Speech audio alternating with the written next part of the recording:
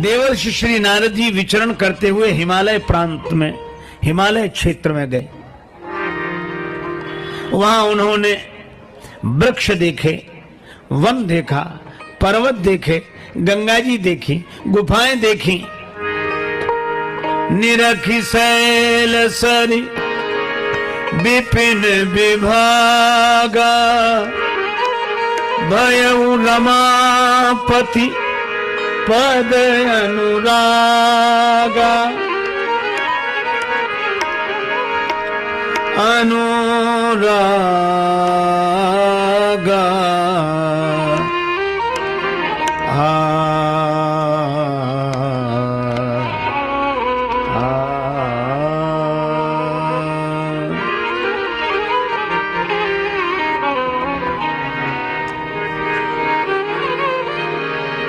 श्री गंगा जी को देखकर भगवान के चरणों की याद आ गई।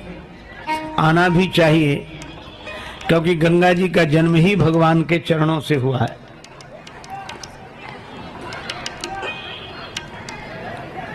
अच्छा भाई, पर्वत देखकर भगवान की याद आए, वृक्ष देखकर भगवान की याद आए, वन देखकर भगवान की याद आए, स्वाभाविक है। जैसे आप किसी मकान को देखते हैं, बिल्डिंग को देखते हैं, और वो बिल्डिंग जिसने बनाई है उसकी याद आती है कि नहीं? फैक्ट्री देखकर मालिक की याद आती है, लोग कहते उनकी फैक्ट्री है। मकान देखकर कहते उनका मकान है ना? अच्छा, लेकिन एक बात बताओ, क्या जब पहाड़ देखेंगे तो किसका बताएंगे? पेड़ किसके, पहाड़ किसका, नदी किसकी? एक अलमस्त स्वभाव के मस्त फकीर थे, उनसे किसी ने कहा कि बाबा आप कहते हैं खुदा की खुदाई समझ में ना आई, ये क्या है खुदा की खुदाई? महात्मा समझ गए कि ये ऐसे नहीं समझेगा। दूसरे दिन सवेरे सवेरे बुलाया, 8 बजे आओ कल सवेरे, हम तुम्हें खुदा की खुदाई दिखाएंगे। आ गया वो। महात्मा जी उसे लेकर गए जंगल में, एक पहाड़ की चोटी पर खड़ा किया, नीचे बह रही थी नदी, और नदी देखकर बोले ये दिख रही? बोले हाँ। महात्मा ने कहा यही खुदा की खुदाई है, ये नदी खुदा की खुदाई है। तो हंसकर बोला ये कोई खुदा की खुदाई है? तो महात्मा बोले क्या तेरे बाप ने खुदाई है?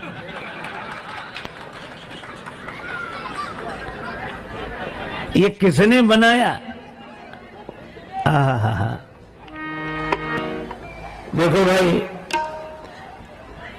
एक महात्मा कहते थे भगवान की लीला भगवान ही समझ सकते।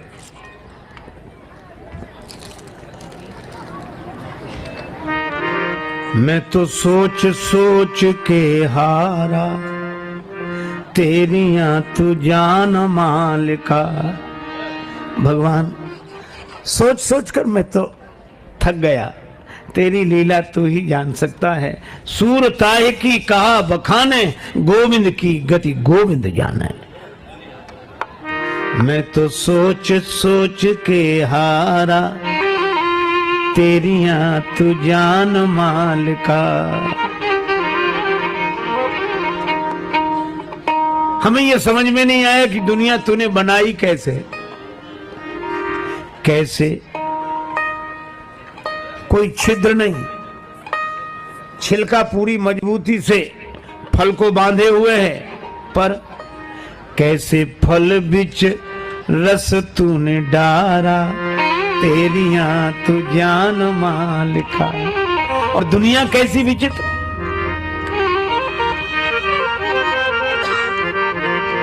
मिर्चा तीखा, गन्ना मीठा, खारा नमक बनाया, मिट्टी पानी खाद एक, यह भेद कहां से आया, ये भेद कहां से आया। कैसे करे बिजली का चमकारा, तेरियां तू जान मालिका।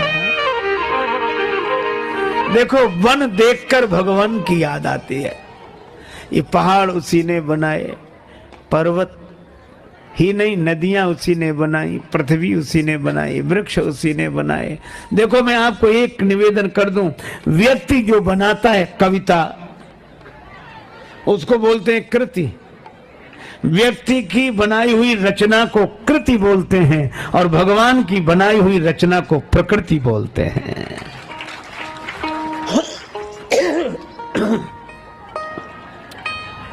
ये भगवान की बनाई हुई प्रकृति देखकर भगवान की याद आती है। नारद जी को भी आ गई। हिमगिरि गुहा एक यति पावनी, बह समीप सुरसरी सुहावनी। आश्रम परम पुनीत सुहावा, देखी देव ऋषि मन अति भावा। निरखि शैल सरे विपिन विभागा, भयउ रमापति पद अनुरागा।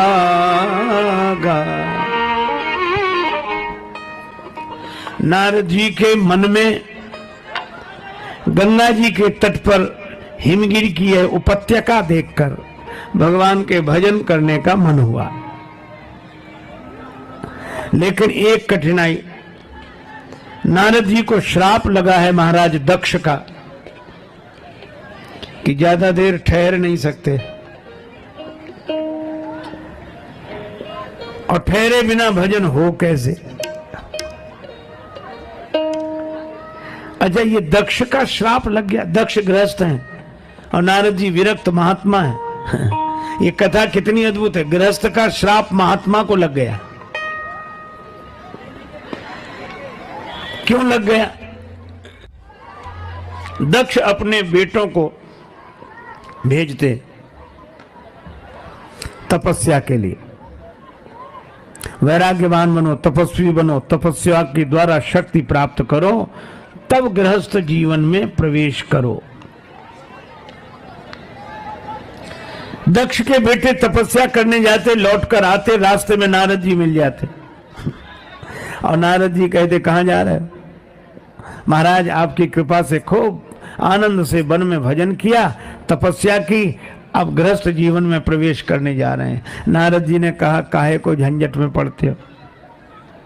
अब बाबा जी कैसे जो किसी को बाबा जी न बना दें। नारद जी का तो काम ही यही है। और ऐसे समझावें, ऐसे समझाएं, जो सुख पाया राम भजन में सो सुख नाही अमीरी में, बस मन लागा मेरा राम फकीरी में। दक्ष के बेटे घर नहीं लौटते, फिर वन को चले जाते। अब दक्ष को लगता कि बेटे वन में जाते तो हैं, लौटकर आते नहीं। अच्छा, जिसे संत मिल जाए वो लौटकर काहे को आएगा? आवागमन से मुक्त, उसका तो फिर जन्म नहीं होता। तो जब महाराज दक्ष को पता लगा कि नारद बाबा उन्हें उपदेश देकर साधु बना देते हैं, इसलिए वो गृहस्थ जीवन में प्रवेश करने के लिए घर लौटकर ही नहीं आते, तो दक्ष ने श्राप दिया कि नारद जी ज्यादा देर कहीं ठहर ही नहीं सकते। और नारद जी को श्राप लग गया, वे ज्यादा देर कहीं नहीं रुक पाते। पर नारद जी परेशान नहीं हुए, प्रसन्न हुए। किसी ने कहा कि आप ज्यादा देर एक जगह नहीं रुक सकते, तो नारद जी बोले कोई बात नहीं, ज्यादा जगह जाएंगे। एक जगह तो ज्यादा देर नहीं रुकेंगे, पर ज्यादा जगह जाएंगे, ज्यादा लोगों को साधु बनाएंगे, भगवान के भजन में लगाएंगे। प्रसन्न थे। अच्छा, लेकिन अब इस पर भी विचार करें, ये दक्ष प्रजापति का श्राप नारद जी को लग कैसे गया? महाराज दक्ष का श्राप नारद जी को लग कैसे गया? इसलिए लग गया, नारद जी कोई गलत काम तो कर नहीं रहे थे, साधु बना रहे थे, बाबा जी बना रहे थे, भगवान का भजन करने वाले संत बना रहे थे, नारद जी विरक्त बना रहे थे। बात तो ठीक है, लेकिन आप कल्पना करो, श्राप इसलिए लग गया कि अगर नारद जी के अनुसार सभी बाबा जी बन जाएं आप कल्पना करो, सब बाबा जी बन जाएं तो बाबा जी बनने बंद हो जाएंगे कि नहीं? सब साधु बन जाएं, कोई विवाह न करे तो साधु भी बनने बंद हो जाएंगे। ये वृक्षों से थोड़े ही नीचे गिरेंगे कि आकाश से गिरेंगे। गृहस्थ न होते तो महात्मा का जन्म कहां होता, और महात्मा की जाने दो, गृहस्थ न होते तो परमात्मा का अवतार कहां होता, श्री राम और श्री कृष्ण का अवतार कहां होता। इसलिए धन्यो गृहस्थ आश्रम, गृहस्थ आश्रम सबसे श्रेष्ठ आश्रम है। वृंदावन के सुप्रसिद्ध संत श्री उड़िया बाबा जी महाराज से एक बार किसी जिज्ञासु ने कहा कि महाराज अब तो पाप बहुत अधिक बढ़ गया है, भगवान नहीं आ रहे। अच्छा, लोग ऐसा पूछते भी हैं, पाप बहुत बढ़ गया है, अब तो भगवान नहीं आ रहे। तो श्री बाबा से जब किसी ने पूछा, पूज्य उड़िया बाबा जी महाराज से, पाप बहुत बढ़ गया है, भगवान नहीं आ रहे, तो बाबा मुस्कुराकर बोले कि तुमसे किसने कहा कि पाप के कारण भगवान आते हैं? अच्छा, कितनी बढ़ जाए पाप, पाप में इतनी शक्ति है कि भगवान को बुला ले। अरे पुण्य तक तो परमात्मा को बुला नहीं पाता, प्रेम ही बुला पाता है। हाँ, ये बात अलग है कि भगवान आते हैं तो पाप मिटता है, लेकिन पाप भगवान को बुला नहीं सकता है। भगवान पाप के कारण नहीं आते। बाबा मुस्कुराकर बोले, भगवान तो बाप के कारण आते हैं। कोई दशरथ जी, कौशल्या जी तो हों तो राम जी आवे, वसुदेव देव की हों तो कृष्ण जी आवे। इसलिए गृहस्थ आश्रम की महिमा है, विरक्तों की भी महिमा है, लेकिन गृहस्थों की भी महिमा है। और मैं गृहस्थ और विरक्त में इतना ही भेद मानता हूं कि जैसे बड़े शहरों में दो सड़कें होती हैं, एक बाजार के बीच से जाती है, एक बाईपास रोड। तो जो विरक्त हैं ये शहर, संसार रूपी शहर के बाईपास रोड से जाते हैं, जो गृहस्थ हैं वो बाजार के बीच की सड़क से जाते हैं, इतना ही अंतर है। अच्छा, बाईपास रोड से कोई पार चला जाए, शहर को पार कर ले, तो कोई बड़ी बहादुरी नहीं। बाईपास रोड बना ही इसीलिए है कि वहां भीड़ है ही नहीं, वहां तो बड़ी सुविधा, आराम से निकल जाओ। बहादुरी तो उसकी है जो बीच बाजार में जाम में फंसकर थोड़ी थोड़ी गाड़ी बढ़ाकर आगे निकलता है, बहादुरी तो उसकी। तो विरक्तों के लिए तो बाईपास है, खाली रोड पड़ा है, चले जाओ, अपनी गाड़ी किनारे से निकाल लो। अच्छा, लेकिन धन्य है तो वे गृहस्थ जो संसार के व्यवहार के बाजार में फंसे, अपनी जीवन की गाड़ी को साधना की सड़क पर जितना मौका मिलता है उतना ही आगे बढ़ा कर ले जाते हैं। हाँ, पीछे से लोग हॉर्न बजा रहे हैं, मोटरसाइकिल वाले परेशान कर रहे हैं, साइकिल वाले परेशान कर रहे हैं, पैदल वाले परेशान कर रहे हैं। अब पीछे वाला हॉर्न बजाता, आगे बढ़ाओ, आगे वाला बढ़े तब तो वो बढ़े, लेकिन बेचारा सबकी सुनता है, सबकी सहता है, कार की स्टीयरिंग पकड़े बैठा रहता है, जितना मौका मिलेगा उतना आगे बढ़ाएगा। मैं कहता हूँ गृहस्थ जीवन में कितने झंझट हैं, पर इतने झंझटों के बीच में भी सबकी सुनते सहते हुए जितना मौका मिलता है, साधना की सड़क पर अपने जीवन की गाड़ी को आगे बढ़ाकर जो संसार को पार करता है, वह गृहस्थ जीवन है। हाँ, ये बात अलग है कि आगे जाके दोनों सड़क एक ही मिलेंगी।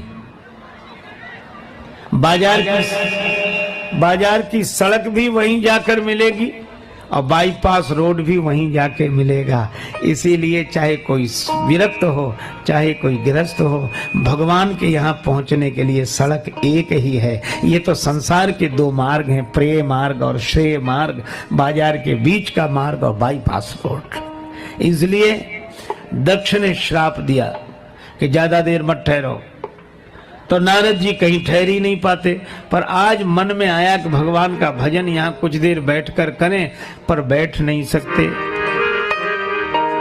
क्यों?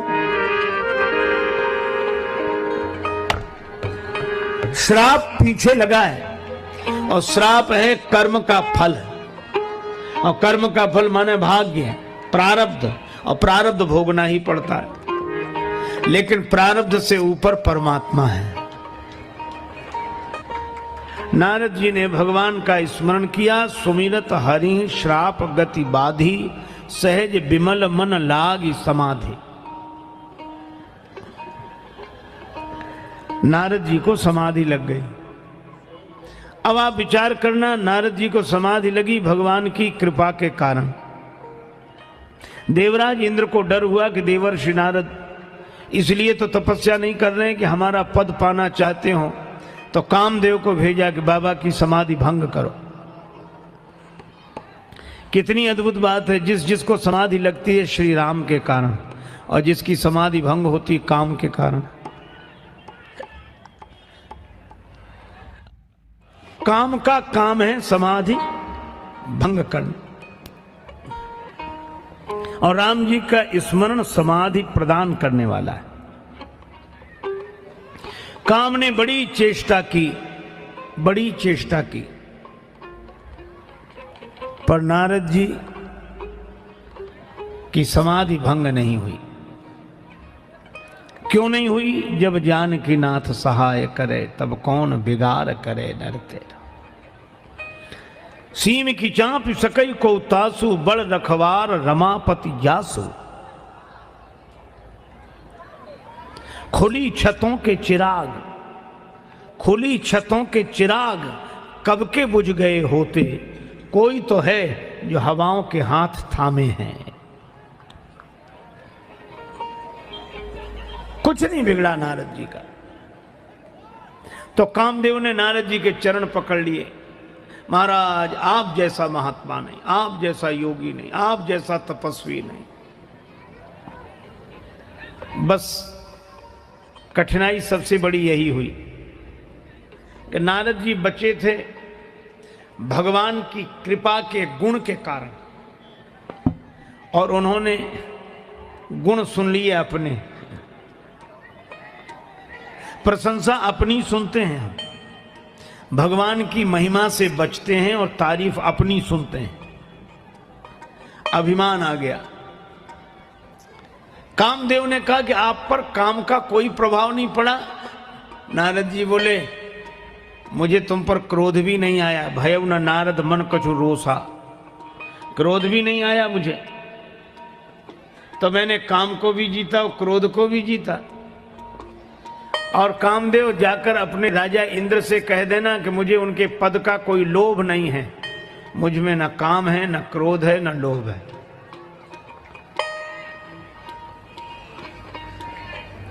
ऐसा अभिमान मन में आया, मुझ में न काम, न क्रोध, न लोभ।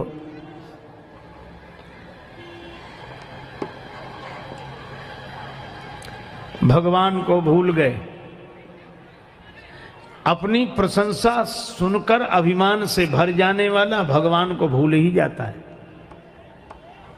यद्यपि कामदेव ने जब देवराज इंद्र की सभा में जाकर यह समाचार दिया तो सुनी सबके मन अचरज आवा, मुनि ही प्रशंस।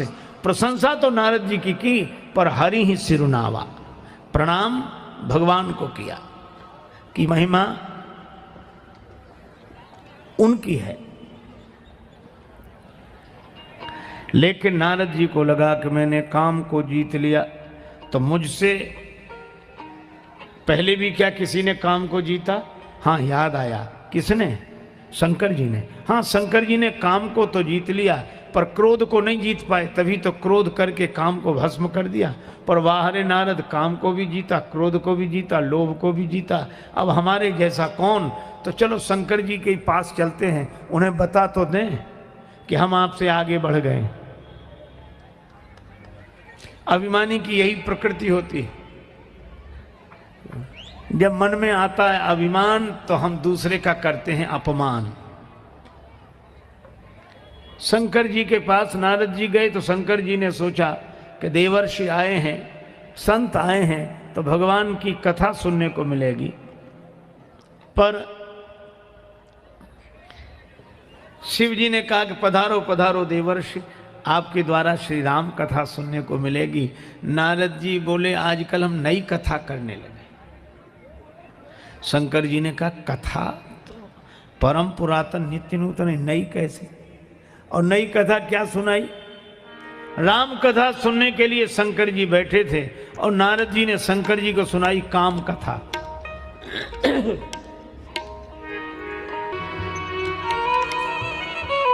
अब श्री तुलसीदास जी का व्यंग देखे।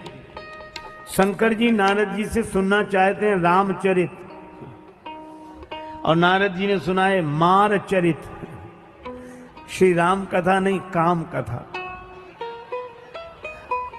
अब नारद जी ने पूरे मनोयोग से अपने काम विजय की गाथा भगवान शंकर को सुनाई। अब शिव जी तो चुपचाप अवाक, क्या कहें।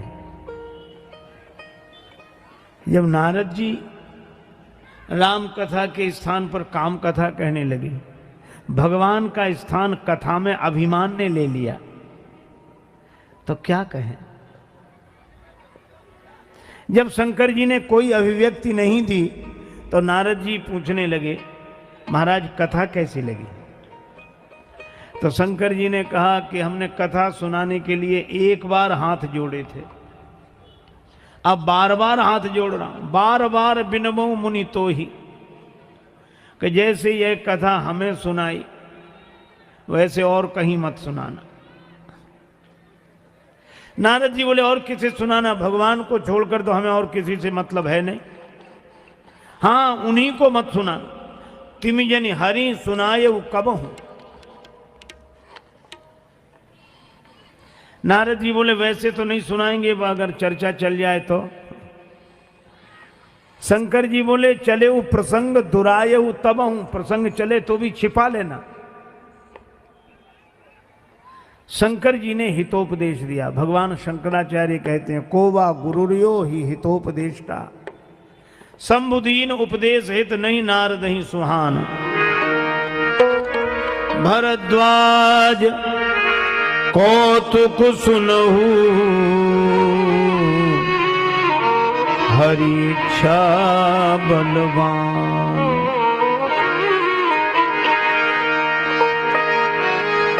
शंभु वचन मुनि मन नहीं भाए, तब बिरंची के लोक सिधाए।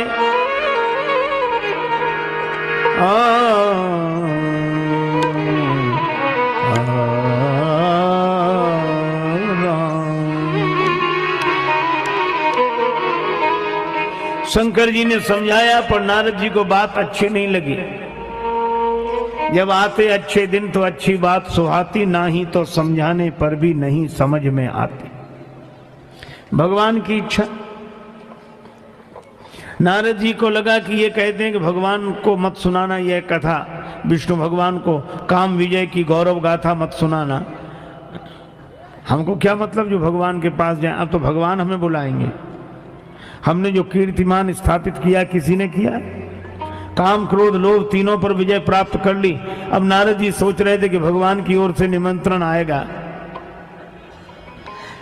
कि नारद जी आपका अभिनंदन समारोह होना है।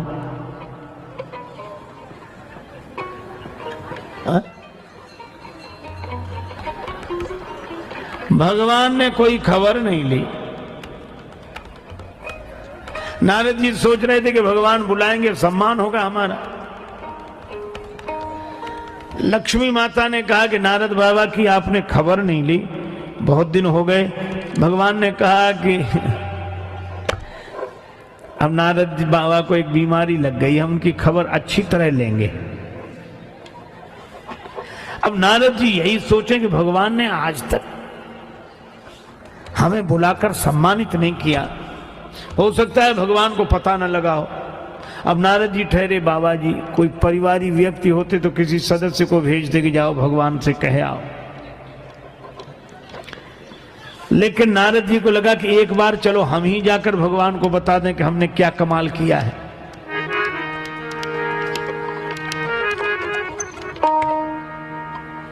एक बार ही जाएंगे, बार बार नहीं जाएंगे। बार बार जाने से सम्मान नहीं रहता, इज्जत नहीं रहती।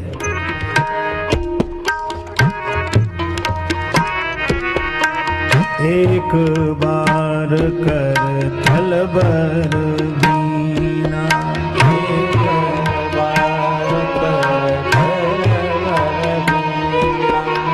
एक बार कर थल बर बीना, एक बार कर थल बर बीना। गावत हरि गुण गान प्रवीणा, गावत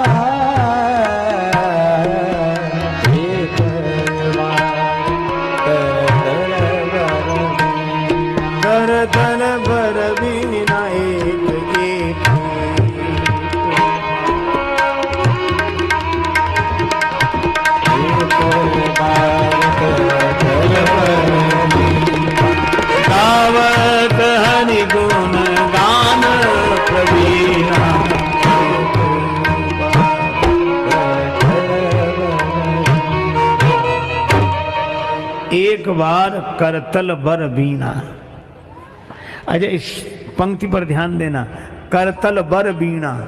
वर माने श्रेष्ठ, ये श्रेष्ठता किसके साथ लगी है? बीणा के साथ। और विशेषण किसके साथ जुड़ा? गावत हरिगुण गान प्रवीणा, गायन में प्रवीण और श्रेष्ठ बीणा। प्रशंसा किसकी हो रही है? साज की और आवाज की। जब मन अभिमान से भरता है तो व्यक्ति को भगवान के गुणों की महिमा नहीं, अपनी विशेषता दिखाई देती है। वर वीणा माने श्रेष्ठ साज और गान प्रवीणा माने गायन कला। कभी कभी हम लोगों को यह भ्रम होता है कि साजबाज अर्थात संगीत के कारण कथा है, संगीत के कारण कथा की सरसता है, जबकि यह बात सही नहीं है। बात यह है कि संगीत के कारण कथा नहीं है, भगवान की कथा के कारण संगीत है, भगवान के गुणों के कारण है? देखो, भगवान के गुण से न जुड़ा होता तो कौन साज को पूछता और कौन आवाज को पूछता। दुनिया में कितने साज हैं, कितनी आवाज हैं, पर यह तो भगवान के गुणों की महिमा है। देखो, संगत ही गुण उपजे संगत ही गुण जाए, और बांस फांस और मिसरी एक ही भाव बिकाए। मिसरी के ढेले में बांस की हल्की सी फांस फंसी हो तो वह भी मिसरी के ही भाव बिकती है। इसलिए भाई, ये साज आवाज की महिमा भगवान के गुणों के कारण है।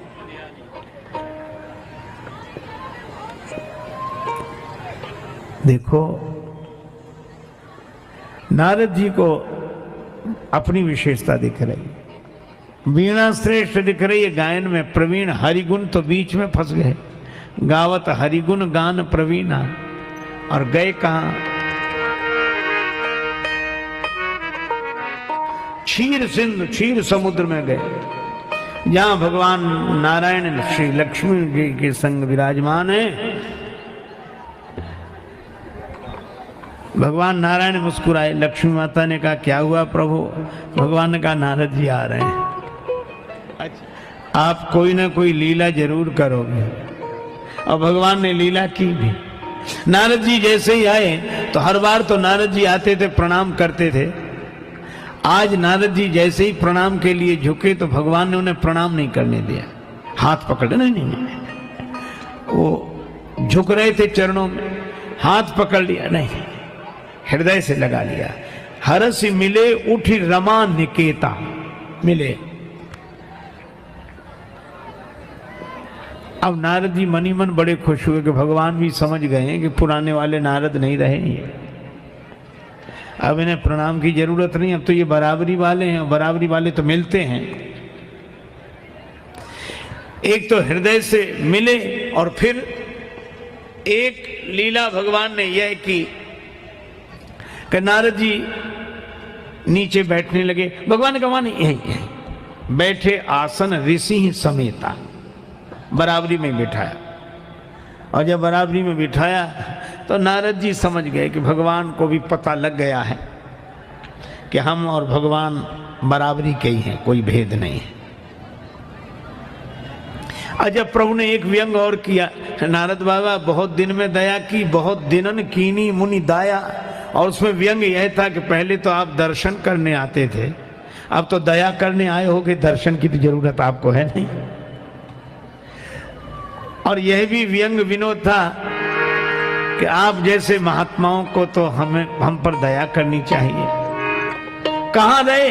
और नारद जी इसी मौके की तलाश में थे। काम चरित नारद सब भागे, काम चरित नारद सब भागे, काम चरित नारद सब भागे। यद्यपि प्रथम बरज शिव राखे, यद्यपि प्रथम बरज शिव राखे, यद्यपि प्रथम बरज शिव राखे, यद्यपि प्रथम बरज शिव राखे।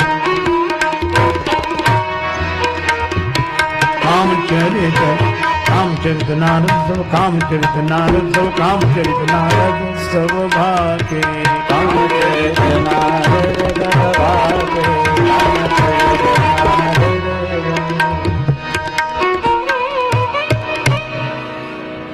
कामचरित नारद सब भागे। महाराज समाधि लग गई थी, देह की सुधि नहीं रही, वृत्ति अंतर्मुखी हो गई।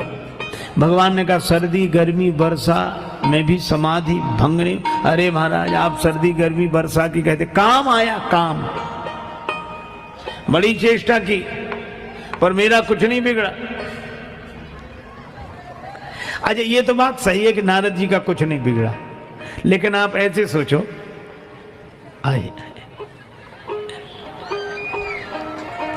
एक आदमी कह रहा था कि मैं ऐसे ही बैठा रहा और लोगों ने गोलियां चलाई, तीर चलाए, लाठियां चलाई, मुझ पर कोई असर नहीं। लोग आश्चर्य में, तू ऐसे ही बैठा? हाँ ऐसे। तुमने कुछ नहीं किया ना? मेरे पास कुछ था ही नहीं और मैं बच गया और ऐसे ही बैठा रहा। अब लोगों के आश्चर्य की सीमा नहीं कि ऐसे ही बैठा रहा और लाठियां चली, तीर चले और गोलियां चली, इसका कुछ नहीं बिगड़ा। अच्छा भैया बैठे कहां थे? बोला हम किले के भीतर, चारों तरफ मजबूत दीवार है, किवाड़ बंद।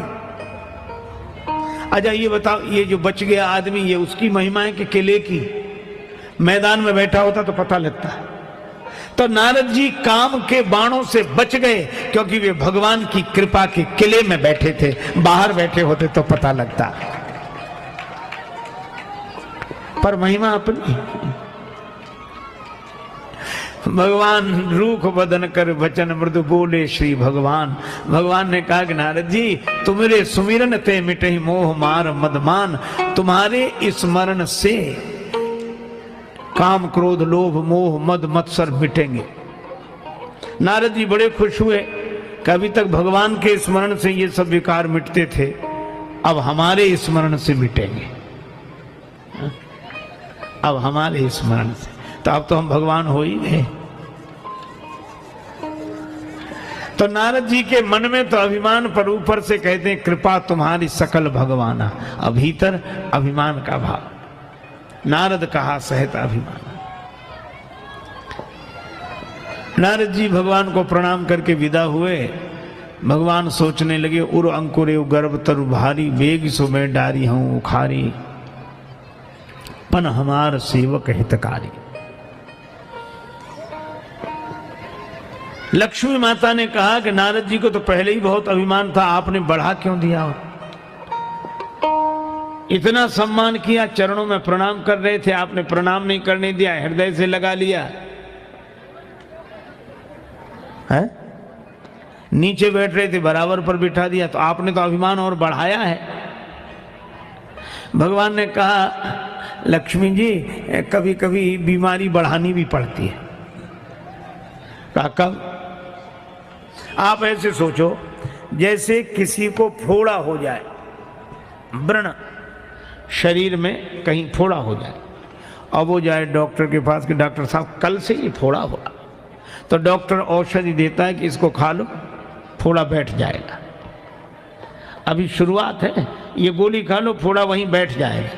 और मान लो वो गोली लेकर आए, खाए नहीं,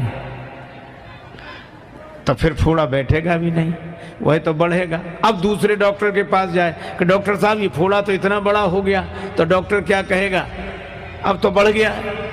पहले नहीं गए थे किसी डॉक्टर के पास? हाँ गए थे, उन्होंने दवाई दी थी, हाँ दी थी।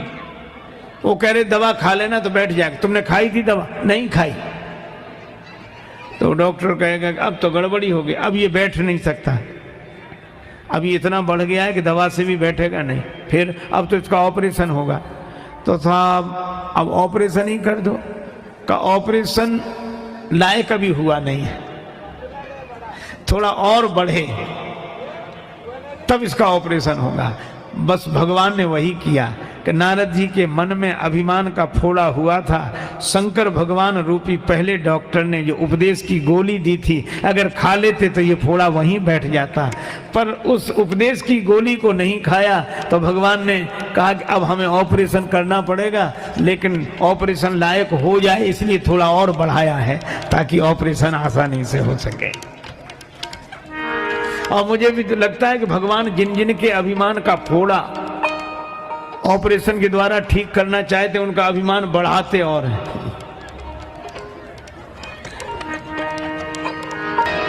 भगवान ने अपनी माया को प्रेरित किया और माया ने ऐसी रचना रची, ऐसी रचना, जहां कुछ नहीं था वहां सब कुछ दिखा दिया। श्रीनिवास पुरते अधिक रचना विविध प्रकार, बड़ा सुंदर शहर। नारद जी ने देखा कि अरे वाह, बड़ा आलीशान नगर है। और ये नहीं सोच पाया कि जाते समय तो था नहीं, लौटते समय कैसे बन गया। इतनी जल्दी थोड़े ही नगर बसते हैं। अब नगर देखा बड़ा सुंदर, लेकिन तब तक देखा चारों तरफ तैयारियां, बंधनवार, तोरण, पताका और जय जयकार। क्या बात क्या है, यहाँ का राजा शीलनिधि अपनी बेटी विश्वमोहिनी का स्वयंवर कर रहा है, विवाह। अच्छा, नारद जी बोले चलो देख लेते हैं। बस आप ये सोचो, वहां विवाह हो रहा था, राजा अपनी बेटी का विवाह कर रहा था। नारद जी तो संत हैं, बाबा जी, क्या जरूरत थी जाने की, कोई वहां सत्संग हो रहा था।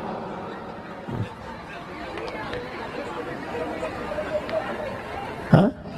लेकिन सोचा चलो थोड़े में क्या बिगड़ता है, थोड़े में क्या, आदमी सोचता थोड़े में क्या बिगड़ता है, जब बिगड़ता है ये थोड़े में बिगड़ता है। नारद जी गए, सुनि सब चरित भूप गृह आए।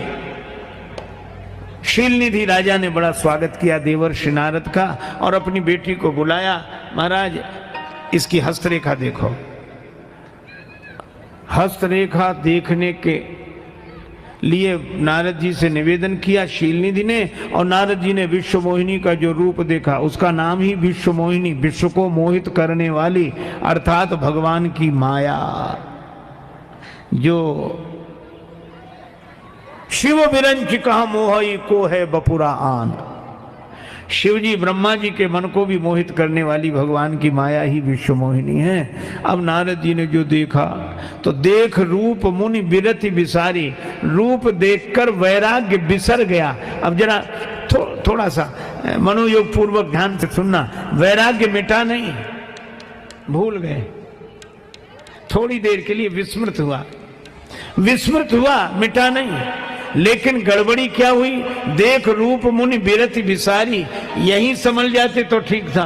बड़ी बार लगी रहे निहारी, बड़ी देर तक देखते रहे। एक संत 4 बातें कहते थे, देखो भालो तको मत, देखो भालो तको मत, बोलो चालो बको मत, खाओ पियो छको मत, और चलो फिरो थको मत। अब नारद जी बड़ी देर तक देखते रहे, बस हाथ देख रहे थे। और हस्तरेखा देखी तो हस्तरेखा में कुछ था, कुछ समझ में आया। उसमें लिखा था, जो यही बरई अमर सोई होई, समर भूमि तेहि जीत न कोई। इसका विवाह जिसके साथ होगा वह अमर होगा, उसको युद्ध में कोई जीत नहीं सकेगा। चर अचर प्राणी उसकी सेवा करेंगे। अब यह तो ठीक है, लेकिन ये सारे लक्षण भगवान के हैं, और इसका अर्थ है कि माया का संबंध तो मायापति से ही हो सकता है। पर नारद जी ने ये सोचा कि जिसका विवाह इसके साथ हो जाएगा उसमें ये गुण आ जाएंगे, वह अमर हो जाएगा, युद्ध में उसे कोई जीत नहीं सकेगा, चराचर प्राणी संसार भर के उसकी सेवा करेंगे। नारद जी ने सोचा बस हमारे भगवान बनने में यही कसर थी, सो पूरी हो गई। और इस राजा के यहां भी बेटी है, बेटा तो कोई है नहीं, तो भगवान नारायण अपनी ससुराल क्षीर समुद्र में, समुद्र के बीच में रहते हैं, हम भी ससुराल में यहां से रहेंगे। नारायण हम हो ही गए, और हमारी उनकी राशि भी एक, हम नारद वो नारायण, तो अब भगवान तो हो ही गया। लेकिन लक्षण सब विचारी उर राखे, कछुक बनाए भूप सन भाके। अब उनके मन में यह हुआ कि विवाह कर लें। देखो वातावरण का कितना प्रभाव पड़ता है।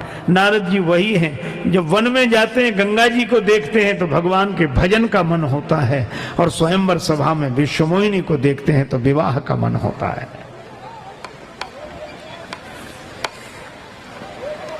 तो किसी ने कहा कि भजन करो, का भजन जब तब कछु न हो यही काला। पर विवाह के लिए तो सुंदरता चाहिए, रूप चाहिए, तो किससे मांगे? मोरे हित हरि सम नहीं को। बहुत प्रार्थना की, भगवान भी तो कम कौतुकी नहीं है, तुरंत प्रकट हो गए। प्रगटे प्रभु कौतुकी कृपाला। कहो नारद जी कैसे याद किया? प्रभु एक जरूरी काम आ गया। भगवान मनी मन हंसे, कल ये काम को जीत कर आए थे, आज काम आ गया।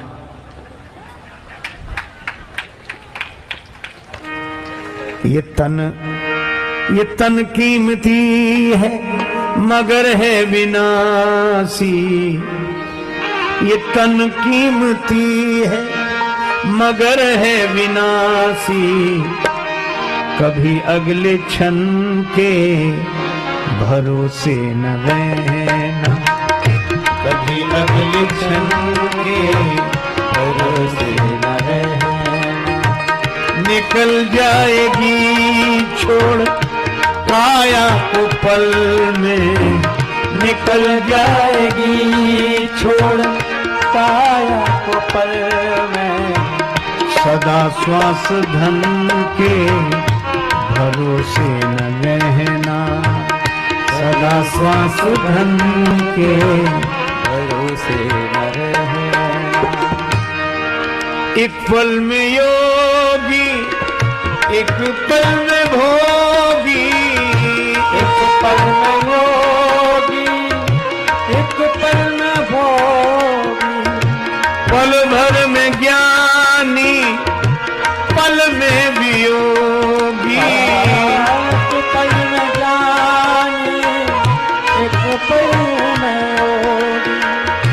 पल भर में ज्ञानी पल में वियोगी। बदलता जो क्षण क्षण में वृत्ति अपनी। बदलता जो क्षण क्षण में वृत्ति अपनी। कभी अपने मन के भरोसे न रहना। कभी अपने मन के भरोसे न रहना। कभी अपने मन के भरोसे न रहना। तुझको जो मेरा मेरा कहेंगे जरूरी नहीं वे भी तेरे रहेंगे। मतलब से मिलते हैं दुनिया के साथी, सदा इस मिलन के भरोसे न रहना। और हम चाहते काम दुनिया के कर लें, धन धाम अर्जित कर नाम कर लें, फिर एक दिन बन के साधु रहेंगे।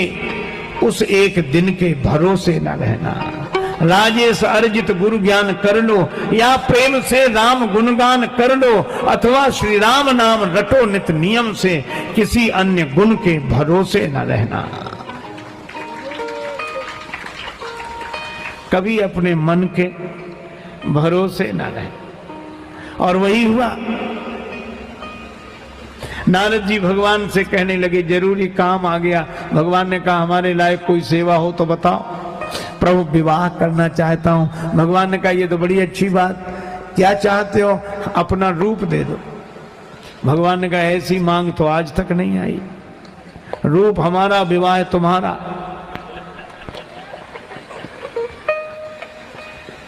सोचने लगे कि नारद जी ने मांगा है सौंदर्य नहीं देते हैं तो राम सदा सेवक रुचि राखी पूर्ति नहीं होगी, तो का यही विध होए नाथ हित मोरा। तब तक नारद जी ने कहा जिसमें हमारा हित हो। भगवान बोले ये ठीक, अब रुचि का सवाल नहीं रहा, हित का सवाल है। भगवान ने कहा यही विध हो ये परम हित, जिसमें तुम्हारा परम हित होगा सो करेंगे। अब नारद जी आए थे सुंदर बनने, भगवान ने उन्हें बना दिया बंदर। अच्छा, शंकर जी जानते थे कि नारद जी को मना किया तो ये बिना कहे मानेंगे नहीं, इसलिए उन्होंने अपने 2 गण पीछे लगा दिए, गुप्तचर। शंकर जी के 2 गुप्तचर गण पीछे पीछे रहते थे। शंकर जी कहते आंखों देखा हाल बताओ, हमें सूचना देते रहो, हमसे बराबर संपर्क में रहो। नारद जी ने जब विवाह के लिए भगवान का रूप मांगना चाहा तो रुद्रगणों ने शंकर जी को सूचना दी कि नारद जी विवाह के लिए तैयार हो गए और कह रहे हैं प्रभु अपनी सुंदरता दे दो। और यह भी कहा कि जिसमें हमारा हित हो सो करो। तो भगवान ने सुंदर न बना के उन्हें बंदर बना दिया। शंकर जी ने सोचा कि इसका अर्थ है कि भगवान जिसका हित करना चाहते हैं उसे अपना बंदर बना देते हैं, जिसका हित करना चाहते हैं उसे अपना बंदर बना देते हैं। अच्छा, तो वहीं रहो, ये हित क्या हुआ इसको बताओ। और नारद जी का बंदर वाला रूप दुनिया वालों ने नहीं देखा। नारद जान इस समय सिरुनावा, उस रूप को या तो भगवान नहीं देखा जिन्होंने दिया है, या उस विश्व मोहिनी ने देखा जिसका स्वयंवर था। और रुद्रगण और बोले भगवान से कि हमको भी नारद जी का बंदर वाला चेहरा देखने को मिले। भगवान ने कहा ये सीक्रेट मामला है, ये गोपनीय है, ये तुम्हें नहीं देखने को मिलेगा। रुद्रगण बोले कितना ही गोपनीय मामला हो, कितना ही सीक्रेट हो, पर हम तो संवाददाता हैं, शंकर जी से सीधे संपर्क स्थापित किए हुए हैं, आंखों देखा हाल उन्हें सुनाना है, तो हमको तो ये अधिकार है कि। भगवान बोले तुम भी देखो। तो रहे तहां दुई रुद्रगण ते जान सब भेव। अब नारद जी स्वयंवर सभा में उपस्थित हुए तो रुद्रगण प्रशंसा करते हुए उनके आसपास जब उपस्थित हुए, नारद जी ने कहा यहीं बैठो, यहीं बैठो। प्रशंसा किसे अच्छी नहीं लगती। एक कहता आपके जैसा कोई सुंदर नहीं, दूसरा कहता क्या कहना, हमने तो ऐसी सुंदरता सुनी ही नहीं। उसी समय विश्व मोहिनी आई और विश्व मोहिनी ने जैसे ही देखा तो दोबारा देखा ही नहीं। यही दिस बैठे नारद फूली, सो दिस तेहि न बिलो की भूली। रुद्रगणों ने शंकर जी से कहा कि महाराज विश्व मोहिनी इधर देख ही नहीं रही है। शंकर जी बोले बस यही हित हुआ। क्या? विश्व को मोहित करने वाली माया सबको व्यापती है, लेकिन भगवान जिसे अपना बंदर बना लेते हैं, व्यापने की कौन कहे, उसकी तरफ देखती तक नहीं है।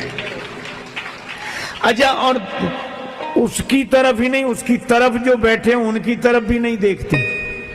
नारद जी की दिशा में जो और लोग बैठे थे, वे राजा माथा पीट रहे थे कि कहां से कहां इनकी साइड में आके बैठ गए, इनकी वजह से हमारी और नहीं देख रही। सो दिस तेहि न बिलो की भूली। अब नारद जी का जो ये हित हुआ कि माया व्यापने की कौन कहे, देखा तक नहीं, तो शंकर जी ने भी फैसला कर लिया कि हम भी राम जी के बंदर ही बनेंगे, इसी में हित होगा।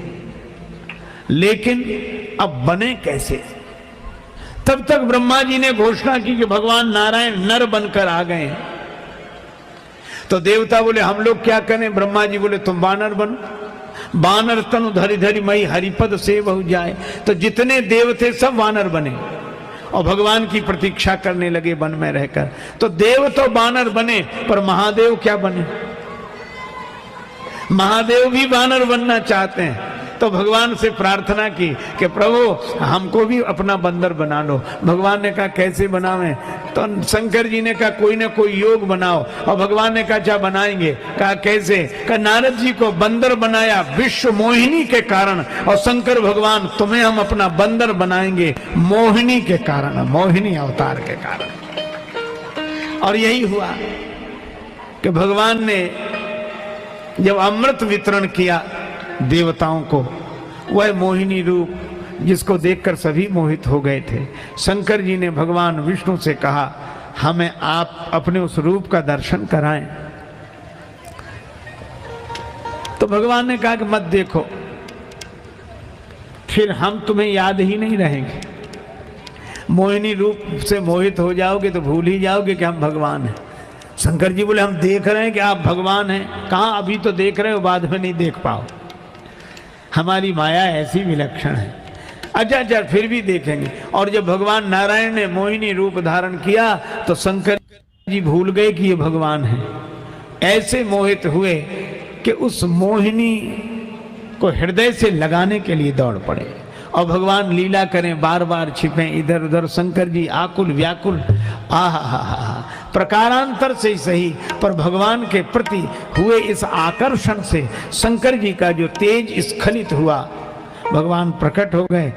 कहा कि इसीलिए हमने कहा था, लेकिन यह जो दिव्य तेज है महादेव आपका, यह अंश, इसकी बड़ी महिमा है। कहा क्या? बोले महादेव का अंश तो महावीर ही होगा। और उस शंकर जी के उस अंश को पवन देव लेकर आए और तपस्या करती हुई अंजनी माता के कर्ण मार्ग से शिव जी के उस अंश को अंजनी माता के गर्भ में स्थापित किया। अंश शंकर जी का है, इसलिए शंकर सुवन। और पवन देव लेकर आए हैं कर्ण मार्ग से माता अंजनी के गर्भ में इस अंश को स्थापित किया है, इसलिए प्रणवं पवन कुमार। और हनुमान जी के पिताजी का नाम केशरी है, इसलिए शंकर सुवन केशरी नंदन तेज प्रताप महाजगवंदन। तो भैया बाकी देव तो वानर बने, बाकी बंदर तो देव से बने, लेकिन हनुमान जी देव नहीं है, महादेव हैं। इसीलिए वानर सब वीरा, सभी वानर वीर हैं, लेकिन हनुमान जी महावीर हैं। अच्छा एक बात और आपको बताऊं, हनुमान जी की इतनी महिमा, महादेव के स्वरूप हैं इसलिए महावीर। और एक अर्थ और क्या, राम जी हैं प्रभु और हनुमान जी हैं महाप्रभु। यहां तक कहा काज किए बड़ देवन के तुम वीर महाप्रभु देख विचारो। और कौन सो संकट मोर गरीब को जो तुमसो नहीं जात है टारो। बेगी हरो हनुमान महाप्रभु जो कुछ संकट होए हमारो। कर तुम अकर तुम अन्यथा कर तुम समर्थ। जो प्रभु हैं, सारा संसार जिनके बस में हो उन्हें प्रभु कहते हैं, और ऐसे प्रभु जिनके बस में हो उन्हें महाप्रभु कहते हैं। एक बात और, उसी समय विश्व मोहिनी आई और विश्व मोहिनी ने सर्वत्र देखा, और जैसे ही नारद जी की तरफ देखा तो मरकट बदन भयंकर देही देखत हृदय क्रोध भाते।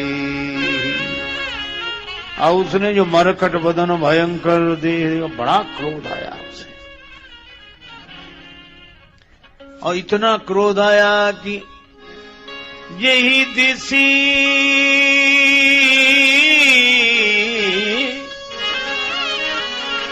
बैठे नारद फूली सो देसी ते ही न बिलो की भूमि। जिस दिशा में नारद जी बैठे थे उस दिशा की ओर ही नहीं देखा। अब नारद जी की दिशा में जो लोग बैठे थे वो भी अपना माथा पीटे, कहां से कहां हम इनके बगल में आके बैठ गए। अब जब नारद जी बार बार उछले, पुनि पुनि मुनि उकसही अकुलाही, देखी दशा हरगन मुस्काही। पर भगवान नारायण नर रूप धारण करके गए, धरी नृप तनु तहाँ गए वो कृपाला। विश्व मोहिनी ने जो उन्हें देखा, कुंवरी हरसे मेले जयमाला। शील निधि राजा की बेटी विश्व मोहिनी ने भगवान नारायण को नर रूप में देखा, माला पहना दी। अब माला पहना दी, दुल्हन लई गे लक्ष्मी वासा, दुल्हन लई गे लक्ष्मी वासा। नृप समाज सब भयउ निराशा, नृप समाज सब भय निराशा। भगवान नारायण लक्ष्मी को लेकर गए, विश्व मोहिनी को लेकर गए। अब नारद जी बहुत हक्का बक्का। अब रुद्रगणों से बोले, क्यों जी, तुम तो कह रहे थे कि तुम्हारा ही विवाह होगा। रुद्रगण हंसते हुए बोले, तो अभी भी क्या बिगड़ा है, आप निज मुख मुकुर बिलो कहु जाई, अपना मुख दर्पण में देख लो। अब नारद जी को बड़ा क्रोध आया, तो जल में देखा, और जल में बड़ा भयंकर रूप दिखा। और जो रूप दिखा, अब तो नारद जी को पुण्य जल दीख रूप निज पावा, बड़ा क्रोध आया। अब वे रुद्रगण हंसने लगे, उनको हंसते हुए देखा तो कहा, हो निशाचर जाए तुम कपटी पापी दो, हंस्यो हमहि सो लेहु फल बहुरे हंस्यो मुनि को। तुम कपटी और पापी हो जाओ, राक्षस हो जाओ।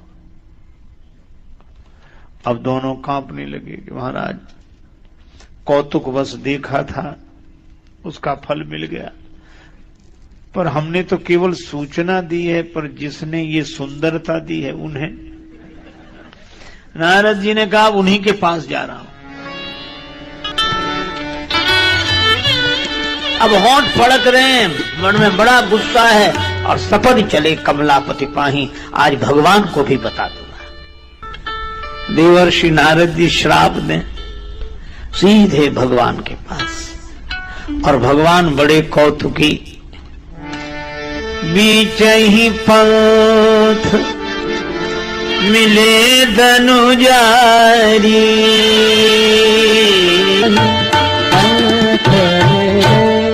भगवान रास्ते में ही मिल गए। अब ये बीच रास्ते में मिलने का क्या अर्थ है?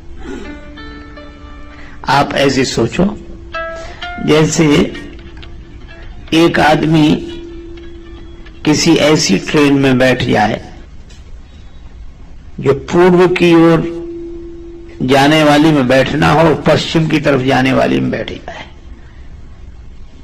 एक ही समय हो, एक ही प्लेटफॉर्म हो, तो प्रायः ऐसी भूल हो ही जाती है।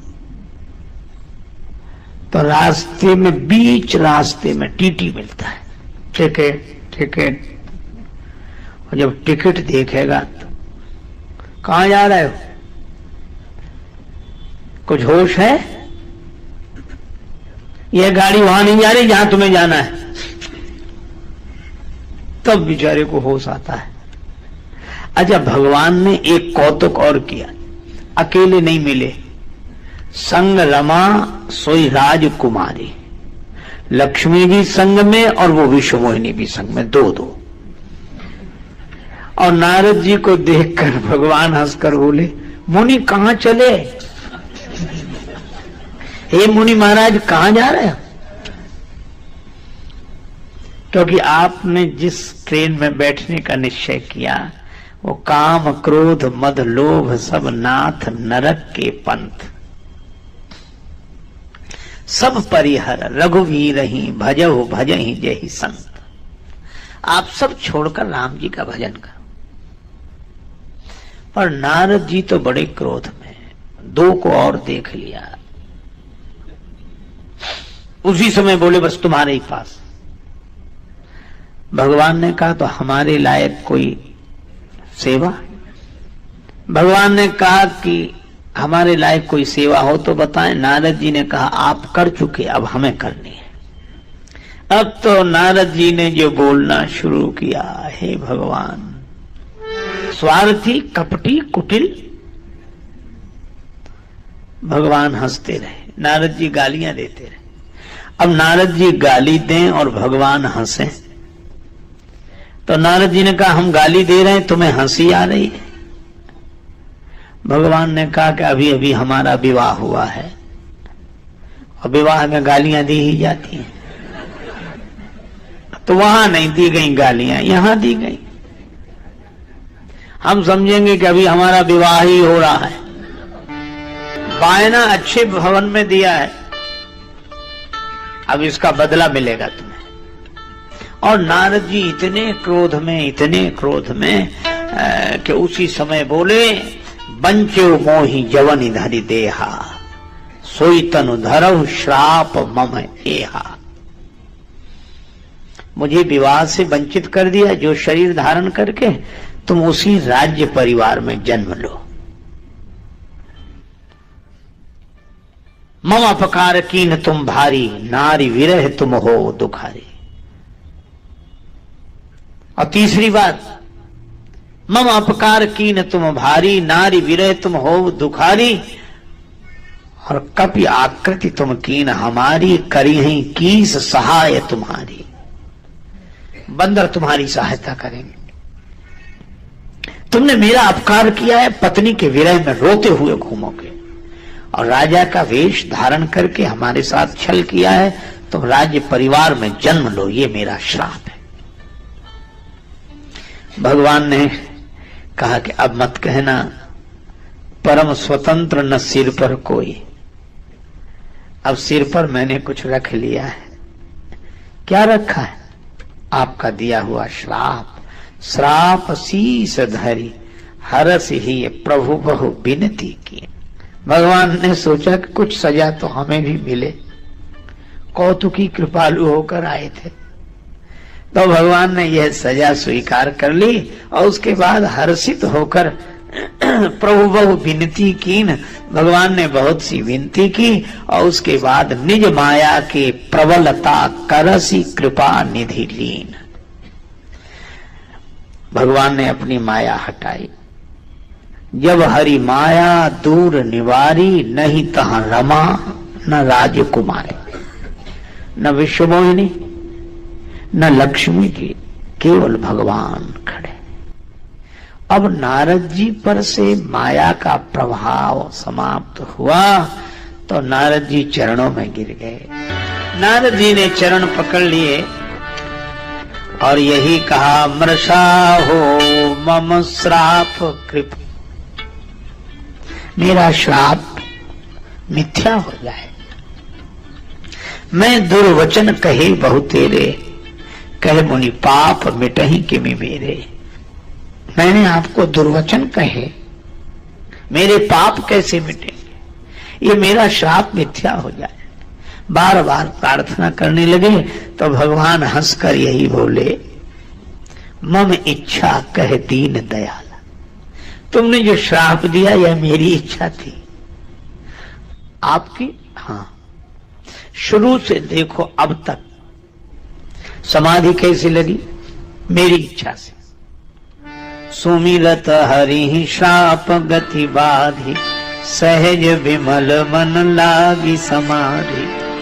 और तुम पर काम का भी कोई प्रभाव नहीं पड़ा। किसकी इच्छा से? मेरी इच्छा से। यह तो वैसी बात हुई जैसे कोई आदमी कहे कि हम ऐसे ही बैठे रहे, बाण चले, छुरियां चली, तलवार चली, हम पर कोई, हम ऐसे ही बैठे रहे। कहां थे हम? किले में बैठे थे, चारों तरफ दीवार, दरवाजा बंद। तो इसमें आप बैठे कहां थे? जो कृपा के किले में बैठा हो उसका कोई क्या बिगाड़ सकता है? तो नारद जी बचे भगवान की इच्छा से। अच्छा, और शंकर जी ने समझाया और नारद जी पर प्रभाव नहीं पड़ा तो भी हरि इच्छा बलवान। भरद्वाज कौतुक सुनो हरि इच्छा बलवान। और नारद जी ने अंत में आकर भगवान तक को श्राप दे दिया। और जब भगवान को श्राप दिया तब शंकर जी भी यह भगवान को जो श्राप दिया तब भी भगवान की इच्छा। और अब नारद जी प्रार्थना करते हैं तो भगवान कहते हैं कि नहीं, ये मेरी इच्छा से ही मुझे श्राप मिला है। नारद जी कहते हैं मेरे मन को शांति नहीं मिल रही, शांति नहीं मिल रही है, एक काम करो, जपहु जाई शंकर सतनामा, जपहु जाई शंकर सतनामा, होई हृदय तुरत विश्रामा, होई हृदय तुरत विश्रामा, होई तुरत तुरत विश्रामा, हृदय तुरत हृदय तुरत हृदय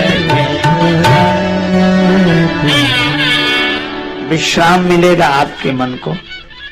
आप शंकर जी का स्मरण करिए, आपसे शंकर जी का अपराध हुआ है। नारद जी ने कहा हमसे, हाँ आपने शिव जी की बात नहीं मानी, शंभु दीन उपदेश हित नहीं नारद ही सुहान। एक बात सुनो, मुझे शंकर जी जैसा प्रिय कोई नहीं, को नहीं शिव समान प्रिय मोरे, अस प्रतीत परिहरि न भोरे, जा पर कृपा न करही पुरारी, सो न पाव मुनि भगति हमारी।